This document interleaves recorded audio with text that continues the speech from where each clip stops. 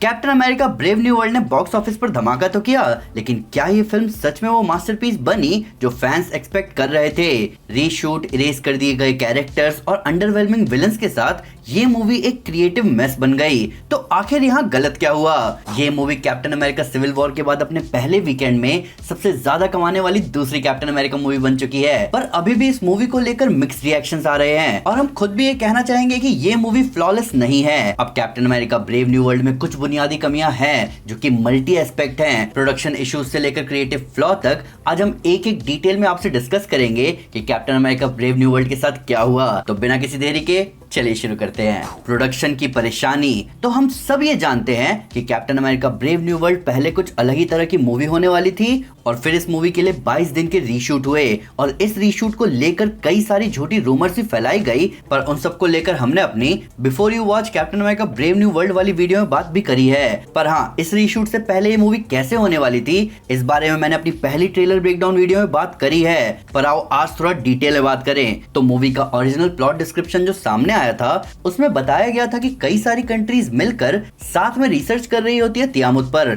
और उन्हें एक लिक्विड मेटल ओर के बारे में पता चलता है जो कि एडमेंटियम है, और फिर सारी कंट्रीज इस प्रोसीजर को ढूंढने में लग जाती है कि कैसे वो इस लिक्विड मेटल ओर को सॉलिड में बदल पाए ताकि ये मेटल वाइब्रेनियम का अल्टरनेटिव बन जाए, और इस काम में जापान सक्सेसफुल भी हो जाती है। इसीलिए इस मूवी में जापान पर ज्यादा फोकस किया गया है। अब इस बात को देखते हुए doctor Samuel Sterns diamond back और सर्पेंट सोसाइटी के कई सारे मेंबर्स को भेजता है एडमेंटियम को चुरा कर लाने के लिए। अब लीडर को एडमेंटियम में इसलिए दिलचस्पी होती है क्योंकि एडमेंटियम गामा रेडिएशन एब्जॉर्ब करने की कैपेसिटी रखता है। अब कैप्टन अमेरिका, फैल्कन और आइसिया सर्पेंट सोसाइटी को रोकते हैं और एडमेंटियम ले आते हैं। प्रेसिडेंट रॉस नए कैप्टन से मिलकर उसे एवेंजर्स दोबारा से बनाने को कहते हैं। अब प्रेसिडेंट रॉस नए एवेंजर्स की अनाउंसमेंट के लिए इवेंट पर आते हैं और एक अजीब सी आवाज की वजह से आइसिया का खुद पर कंट्रोल नहीं होता और प्रेसिडेंट पर अटैक कर देता है। अब रॉस की पुरानी हार्ट डिसीज और इस अटैक की वजह से वो खुद को एक गामा एक्सपेरिमेंटेशन के लिए ले जाता है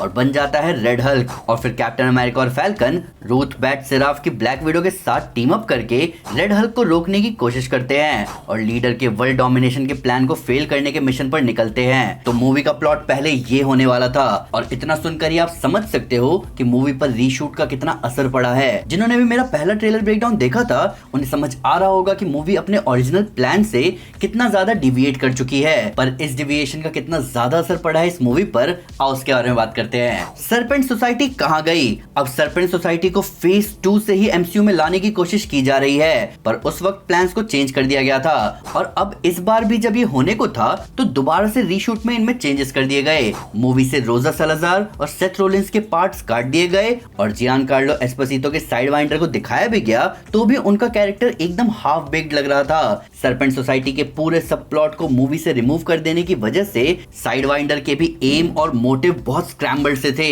और इस वजह से उनके पूरे प्रेजेंस पर थोड़े एक्शन सीक्वेंस प्रोवाइड करने से ज्यादा कुछ फर्क नहीं पड़ा। रेड हल्क का छोटा सा पार्ट। अब मूवी के ओरिजिनल प्लॉट में हम देख सकते हैं कि रेड हल्क मूवी के मिड एक्ट में ही दिखने वाला था और वो फिर अलोंग द मूवी क्लाइमैक्स तक जाता और ये अप्रोच रेड हल्क जैसे कैरेक्टर के लिए सही भी होती क्योंकि रेड हल्क कुछ ऐसा है जिसे जितनी ज्यादा स्क्रीन टाइम मिले वो आपके मूवी के मासीनेस को उतना ऊपर खींचेगा। पर रीशूट और चेंजेस के बाद रेड हल्क बस क्लाइमैक्स में ही समेट दिया गया। वहीं ओरिजिनली रॉस खुद ही गामा एक्सपेरिमेंटेशन के लिए जाने वाला था, पर चेंजेस के बाद हमने देखा कि रॉस को पूरे टाइम गामा डोसेज के बारे में पता तक नहीं था, जो कि एक और फ्लॉ है कि रॉस जैसा शातिर कैरेक्टर किसी की दी हुई दवाइयां कभी क्रॉस चेक क्यों नहीं करवाएगा। तो रेड हल्क जो पहले बहुत बड़े हिस्से में दिखने वाला था उसे बस ऐसे ही यूज कर लिया गया जिससे उसका स्क्रीन टाइम भी कम हो गया और मूवी का क्लाइमैक्स थोड़ा छोटा भी लगा। लीडर के इरादे कुछ बड़े थे। अब ओरिजिनली लीडर के प्लान्स बहुत बड़े थे, इवन उसका ओरिजिनल लुक भी अलग था। वो एडमेंटियम को उसके वाइब्रेंट प्रॉपर्टीज की वजह से हथियाना चाहता था। वो जानता था कि एडमेंटियम और उसकी सिंथेसिस किस तरह से पावर रेस को पलट कर रख देगी। वो इसी वजह से एडमेंटियम चुराने का मिशन सर्पेंट सोसाइटी को देता है। अब सिंथेसाइज्ड एडमेंटियम लीडर के लिए कितने रास्ते खोल सकती थी वो हम सोच भी नहीं सकते। लीडर अपने इंटेलिजेंस को यूज करके आसानी से उस सिंथेसिस को डिकोड कर लेता और फिर खुद से एडामेंटियम मोनोपोली बनाना चाहता। तो लीडर का एक्चुअल एम एडामेंटियम को कमजोर करने के साथ साथ वर्ल्ड डोमिनेशन भी होने वाला था, क्योंकि उसने पहले भी देखा है कि जिनके पास पावर थे उन्होंने कैसे काम किया, और अब एडामेंटियम मिलने के बाद वो सारी कंट्रीज दोबारा वही करती। तो इस वजह से वो सारा पावर खुद के पास रखना चाहता था, पर लीडर के कैरेक्टर को पूरी तरह चेंज कर दिया गया। पूरी मूवी में हमें वर्ल्ड डोमिनेशन जैसी कोई चीज नहीं दिखी। डॉक्टर सैमुअल स्टर्न्स का कैरेक्टर बस एक रिवेंज प्लॉट के लिए छोड़ दिया गया। हाँ, मूवी एक पॉइंट पर हाई नोट पर गई थी स्टर्न्स के कैरेक्टर को लेकर, जहां वो इंडियन ओशियन में टेंशन पैदा कर देता है, पर इस हाई नोट को भी मूवी में डिसॉल्व कर दिया गया जब सैम ने ये कह दिया कि स्टर्न्स तो वॉर चाहता ही नहीं था, बल्कि वो बस रॉस को बदनाम करना चाहता था। तो इस बेसिक से रिवेंज आर्क ने स्टर्न्स के कैरेक्टर के पोटेंशियल को बाहर आने ही नहीं दिया। पर ये सब तो वो चेंजेस है जो मूवी के रीशूट की वजह से हुए। पर अब मैं आपको दो ऐसे इंपॉर्टेंट पॉइंट्स बताने वाला हूँ जो कि आपके होश उड़ा देंगे, और ये दो पॉइंट्स ऐसे हैं जो कोई भी सुपर हीरो फैन इग्नोर नहीं कर पाया होगा मूवी को देखते टाइम। तो आओ इन्हें जानते हैं। ये कैप्टन अमेरिका पॉपुलर है। अब ये चीज इस मूवी में सबसे अलग ही स्टैंड आउट हो रही थी, और वो ये है कि सैम विल्सन का कैप्टन अमेरिका कुछ ज्यादा ही पॉपुलर और एक्सेप्टेड था पूरे मूवी के दौरान। हमें कहीं भी रेजिस्टेंस का साइन नहीं दिखा किसी भी कैरेक्टर में या किसी भी इवेंट में जहां लोग ये कह रहे हो कि वो इस कैप्टन अमेरिका को एक्सेप्ट नहीं कर रहे, बल्कि मूवी में हमें इसका उल्टा देखने को मिला। सारे लोग एकदम कूल थे इस फैक्ट से कि अब स्टीव रॉजर्स नहीं है उनके सामने। आर्मी से लेकर एडमिनिस्ट्रेशन और यहाँ तक कि यूएसए की जनता भी इस बात को लेकर कूल थे।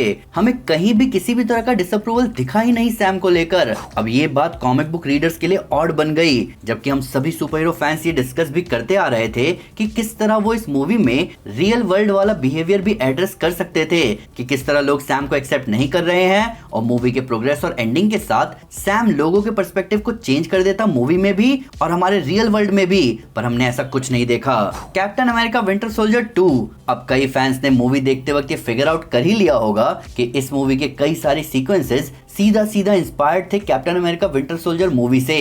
दोनों ही मूवी शुरू होती है जहां कैप्टन एक चुराई हुई चीज को रिट्रीव करने के मिशन पर जाते हैं। मिशन के दौरान उनके टीम को स्प्लिट होकर दो अलग काम करना होता है। दोनों ही मूवीज में कैप्टन को एक बंदा हैंड टू हैंड लड़ने के लिए चैलेंज करता है। फिर दोनों ही मूवीज में किसी एक खास अथॉरिटेटिव फिगर पर अटैक होता है, जिसके बाद दोनों ही मूवीज में कैप्टन की बात बिगड़ जाती है स्टेट एडमिनिस्ट्रेशन के खिलाफ। फिर कैप्टन अपने खुद के मिशन पर निकलते हैं सुराग ढूंढने के लिए। दोनों ही मूवीज में कैप्टन फिर एक सीक्रेट हाइड आउट बेस में पहुंचते हैं जहां स्टीव को आर्निम जोला की आवाज आती है और यहाँ सैम को स्टर्न्स की आवाज सुनाई देती है। दोनों ही मूवीज में एक ब्रीफ कन्फ्रंटेशन होता है। फिर दोनों ही मूवीज में एक हाईवे फाइट सीन है। दोनों ही मूवीज के थर्ड एक्ट में कैप्टन अपने साइड के एक फैल्कन और एक ब्लैक विडो के साथ काम करने लगते हैं। इस मूवी में भी वही हुआ, और ऐसे कई सारे और भी छोटे छोटे सीन्स हैं। ये तो मैंने सारे मेजर वाले बताए हैं, और स्टिल 80% मूवी कवर हो चुकी है। तो हम देख सकते हैं कि captain America brave new world कितना ज्यादा captain America winter soldier movie जैसी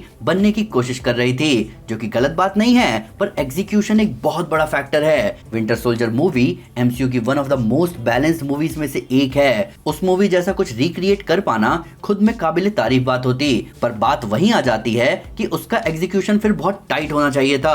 तो ये भी ब्रेव न्यू वर्ल्ड की बहुत बड़ी कमजोरी बन गई कि एक डिसेंट मूवी होने के बाद भी वो विंटर सोल्जर मूवी की परछाई से बाहर नहीं आ पाई। तो दोस्तों, captain America brave new world एक ब्लॉकबस्टर होने के बावजूद भी अपने विजन से कितना दूर चली गई, और मैंने आपको पहले ही बोला था कि मैं इस बारे में डिटेल में बात करूंगा। रीशूट ने स्टोरी को कितना बदला, विलन का इम्पैक्ट कितना कम हो गया, और movie Captain America winter soldier की परछाई से नहीं निकल पाई। पर अब आप बताओ कि आपको मूवी कैसी लगी? क्या ये चेंजेस जस्टिफाइड थे या एक बहुत बड़ी मिस्ड अपॉर्चुनिटी? अपने थॉट्स कमेंट्स में शेयर जरूर करें। वीडियो अच्छी लगी तो लाइक जरूर करें और चैनल को सब्सक्राइब करना ना भूलें। Thank you guys, this is Aman Sinha and you are super super.